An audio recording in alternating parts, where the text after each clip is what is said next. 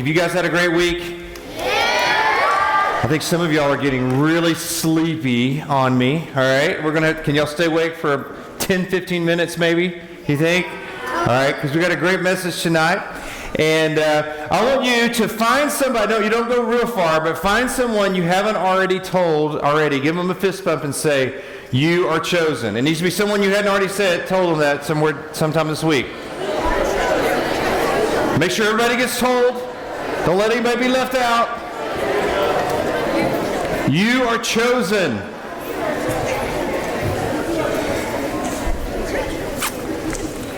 That is so awesome. You know, it's so important that we do fully come to understand. Awesome, man. Thank you. You were chosen too, buddy. That's great. I wasn't left out. He took instruction. That's great. I love it. So, you are chosen. And I hope if you don't remember anything else that we talked about this week, that you go home knowing that you are precious to God. That God has a purpose. He has a plan for your life.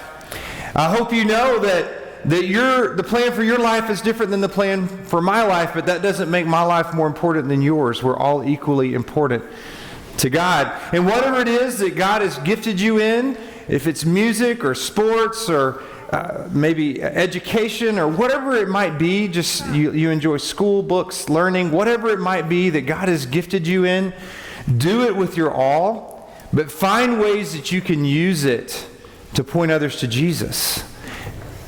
Because we also talked about the fact that we have to be real careful as we remember that we are chosen, that we are special, that we don't get selfish and self-centered. Because this morning we talked about the fact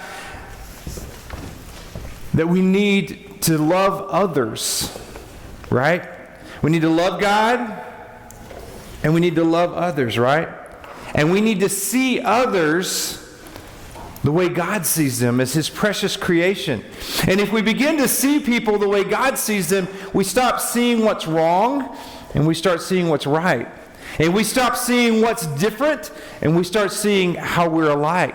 And we start seeing most of all how every person needs Jesus. Today we're going to talk about a story from the book of Mark. If you want to flip over to the book of Mark, it's actually a story that I believe kind of talks about every single thing that we have talked about this week. It's a great example of the things that we've talked about this week.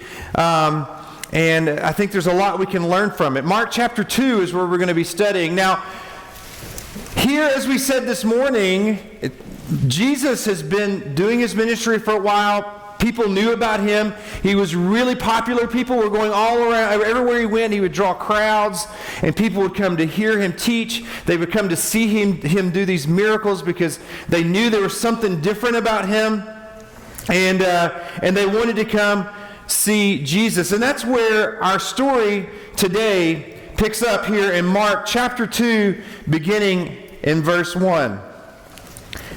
It says, "And when He returned," now let's talk about Jesus. "And when He returned to Capernaum, after some days, it was reported that He was at home." So people were kind of keeping up with Him and what was going on. "And many were gathered together so that there was no more room, not even at the door." So He had packed the house, all right? The house He was staying in was completely full. There was no more room left in the house. "And He was preaching the word to them. And they came bringing to Him a paralytic, carried by 4 men." How many men? 4 men, all right? "And they could not get near Him because of the crowd." All right, so the house is packed. They're trying to bring this guy who can't walk to Him, and they cannot get in the house, all right? It's too crowded, all right? "So they removed the roof above Him, and when they had made an opening, they let down the bed on which the paralytic lay. And when Jesus saw their faith, He said to the paralytic," now what did Jesus see? Their faith, all right? "And when Jesus saw their faith, He said to the paralytic, 'Son, your sins are forgiven.' Now some of the scribes were sitting there questioning with all their hearts questioning in their hearts, why does this man speak like that? He is blaspheming. Who can forgive sins but God alone? And immediately Jesus perceived in his spirit. So Jesus is God, right? So he knew what they were saying in their hearts. And thus questioned within themselves and said to them, why do you question these things in your hearts? Which is easier to say to the paralytic, your sins are forgiven, or to say, rise, take up your bed and walk? But that you may know that the Son of Man has authority on earth to forgive sins, he said to the paralytic, I say to you, rise, pick up your bed, and go home. And he rose and immediately picked up his bed and went out before them all, so that they were amazed and glorified God, and saying, we never saw anything like this. So let's think about this for a minute. These guys were obviously friends of this guy who couldn't walk. Now I want you to think for me a minute. Did they look at this guy and say, whoa, he's weird, he can't walk, that's kind of weird, I'm not going to hang out with him. He's different than me. Did they say that? No. Did they say, that's not my problem, that's his problem, I'm not going to worry about that? What did they say that? Did they say, that might be really hard and I don't really want to get involved, it's not really my business? Did they say that? What did they do? They helped him, right? They saw him and they decided to help him. You know, that's the thing. And what do you think made them want to take this man to Jesus? Their faith. Their faith. That's exactly right. It was their faith. They knew that Jesus was the Messiah and that he needed Jesus. He needed to be saved and he needed to be healed, right? So they knew that. They saw that and they knew that. So they took what they knew about Jesus in their head and they put it in their heart. You see, that's the difference between knowing about God, knowing about Jesus. That's cool. Even Satan knows about him, right? But when you take it from your head to your heart, that's what we call faith. And when we do that, it changes how we see things. And it changes what we do. Right? So these guys didn't just talk about it, they did something, right? They did something, and they loved God enough that they saw this man, even though he was a paralytic. And guys, this was a different time. Like when people were paralyzed and they had diseases or things like that, in this culture, people like, well, they must have done something really wrong, or their parents probably did something wrong, so we can't associate with them, right? So it's even worse than it is today, right? So for them to take this step was a big deal in this culture. But they loved him enough to see this man as someone that was precious to God. They weren't just thinking about themselves. They were thinking about others. And I want you to think about what they did. All right, now think about this. They didn't have a wheelchair, right? They didn't have a scooter, right? How did they get him to Jesus? They had to carry him. Did they give up? No, they went forward and they did it. So they get there and they'll think they've carried him across town. All right? That's probably hard. They may have even been barefoot or whatever because they didn't have shoes and stuff. I mean, like, this is a big deal. So they carried him across town. They get to the house, and what did they find? Nothing's too packed. It's packed. They can't get to Jesus. Did they give up? No. So they climb up to the roof. They get to the top of the roof. Did they give up? What do? They cut a hole in the roof. Right? Now, I just always think this is really cool. You can imagine what all the people in the room think when they start. I mean, if we're in here talking and suddenly, like, you hear banging and somebody rips a hole in the roof and suddenly this guy comes down from the roof in front of you. That'd be pretty weird, right? Right? So they didn't give up. They kept pushing forward. They did whatever it took to get the man to Jesus. Let that soak in. Do we give up sometimes? Maybe if we have a friend at school that maybe makes fun of us because we go to church, or maybe because we invite them to church one time, or we try to tell them about Jesus, they say no. We're like, oh, well, we tried. It's kind of easy to do, right?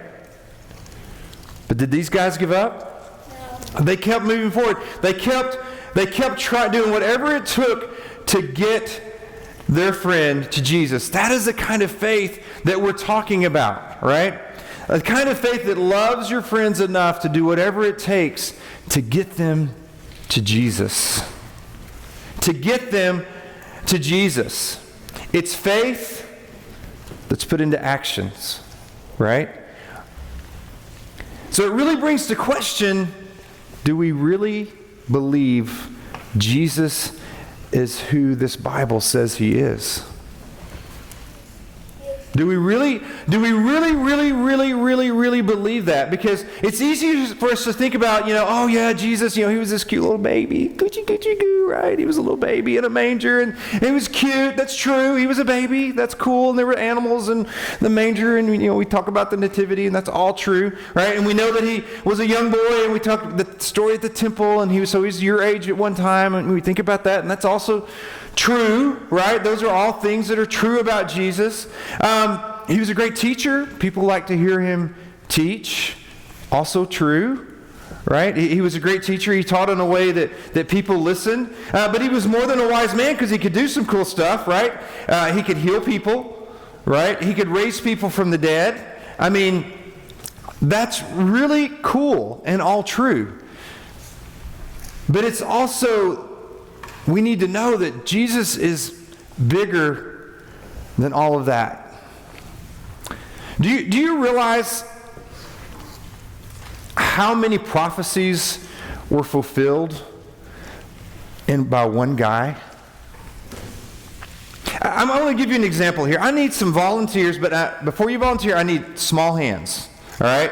You need really small hands. Okay, you can come up here. Do you have small hands? I don't know if your hand will fit. All right? Let's get you up here. And yes, why don't you come, either one of y'all. That's fine. Okay, now, I want y'all to look in this jar. All right? And I'm going to blindfold you. But in this jar are 9 orange little bead things and 1 red one. All right? Now, he's going to have a 1 in 10 chance of getting the red bead. All right? Do you think you can get the red bead out of here? Do you think you can get it in one try? All right? Let's see. That's a 1 in 10 chance. That's a pretty good chance. All right? So I'm going to put this around your head. Can you see? Don't cheat. No, I can't. Okay. All right. Now, all right, I'm going to mix this up, and let's see. You got a pretty good chance of getting this one. All right, 1 in 10, you can get it. All right, what'd you get? You got an orange one. Okay, that's okay. Try again. Go ahead and put it back on. Let's try again. 1 in 10 chance. We're going to give him another chance. It's a 1 in 10 chance. All right. Ooh, you almost had it that time. Did you get it? 1 in 10 chance. All right, let's give him one more try. All right, one more try. All right. Oh, man. Man, all right, so 1 in 10 chance. He tried 3 times. How many times did he get the red bead? You probably could get it eventually, right? It might take a little while. It might take a few hours or, whatever. But he'd eventually get that one, all right? So what was your name? Levi. Levi. Thank you, Levi. You can go have a seat. Let's give it up for Levi. All right, what's your name? Araya. Araya. All right, Araya. You think you can find it? No. All right, now what we're going to do, I like your honesty. That's awesome. There is 100 beads in this one, all right? You got 99 blue and 1 red. So you've got 1 in 100 chance of getting the bead out of this one, all right? So even less chance on this one, all right? So let's see if you can find, oops. I always drop stuff. What is the deal? Okay, thank you. All right, here you go. Find the red bead. You gonna get it? I don't know. Let's see. What'd you get? Oh, almost. All right, you were close to it. All right, let's give it another try. 1 in 100 chance.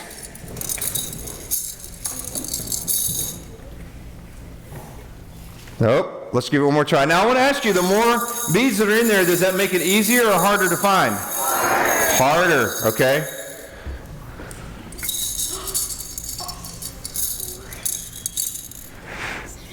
Oh, still didn't find it.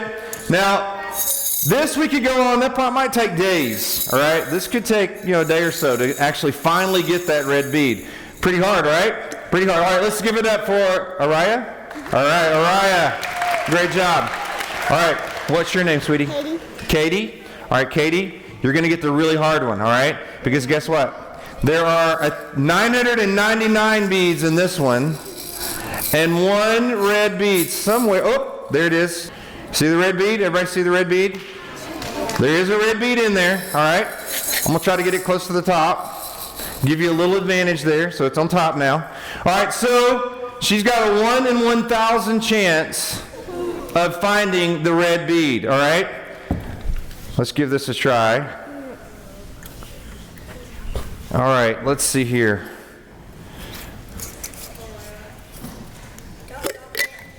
Oh, I know. I don't need to drop it, do I?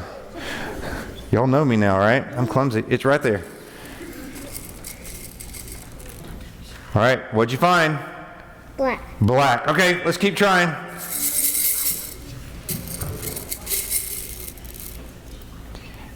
Did you get another black? All right.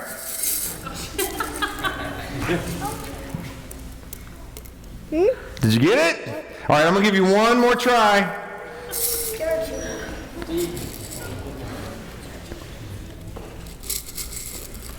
Did you get it? Uh-oh. Nope. You even got 2 that time and still neither one of them. All right, let's give it up for Katie. Great job. All right, so this was how many? 1 in? 9. 1 in 10. So did they find it? 1 in 100. Did they find it? 1 in 1,000. Did they find it? Do you know what the chances of one man fulfilling every prophecy in the Bible to actually be the Messiah? Do you know what that chance was? Let's look up here on the screens and see what it is. 1 in 100 quadrillion. Is that a number? That's actually a number. That is a lot of zeros, though. That is a lot of zeros. Now here, let me just put this in perspective.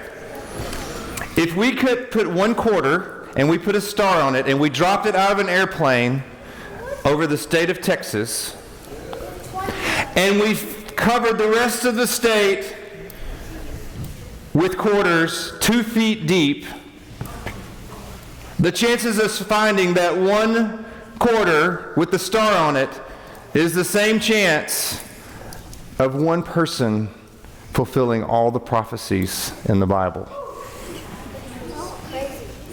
Jesus did that. So do you think Jesus is who he says he is? Yes. Jesus is who he says he is. We can trust what this word says about him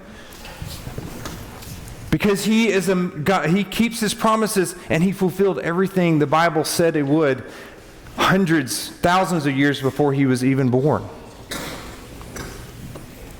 And if we truly believe that Jesus is who he says he is, and we have truly made him the boss of our life, it needs to change how we see people. Guys, it needs to change